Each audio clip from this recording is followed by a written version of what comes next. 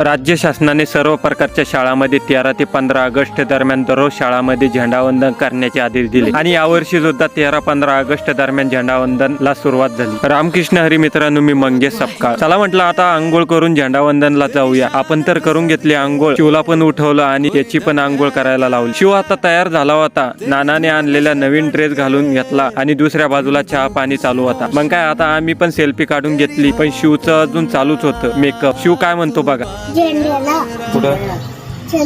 कुठं सकाळचे 7 वाजले होते, रस्त्याने कोणीच नव्हतं आणि आम्ही निघालो झेंडावंदनासाठी। चला म्हटलं आता शिव आणि मी सेल्फी काढून घेतो। पाराकडे आलो तर झेंडा फडकवण्याची तयारी पूर्णपणे झालेली होती। चला म्हटलं आता मारुती रायाचे दर्शन करून मग झेंडा फडकवायला जाऊ। मस्तपणे पटापट दर्शन करून आम्ही निघालो जिल्हा परिषद शाळेकडे। तुम्हाला मागच्या व्हिडिओमध्ये सांगितलं होतं जिल्हा परिषदची संख्या खूप आहे, एखाद्या मोठ्या शाळेला पण लाजवेल एवढी मोठी मुलं जिल्हा परिषदची आहेत। जिल्हा परिषद शाळेवर त्यांचं प्रेम आपल्याला पाहायला मिळतं। इथं आलो तर झेंडा फडकवण्याची तयारी पूर्ण झालेली होती। कसं आहे मग जिल्हा परिषदचं नियोजन। दुसऱ्या बाजूला साबळे सरांची पीटी मास्तर म्हणून मुलांना लय भारी शिकवतात। जिल्हा परिषद शाळेचा झेंडा फडकवून आता आम्ही निघालो होतो ग्रामपंचायतचा झेंडा फडकवायला। ग्रामपंचायत जवळ आम्ही आलो होतो आणि राष्ट्रगीताला सुरुवात झाली होती।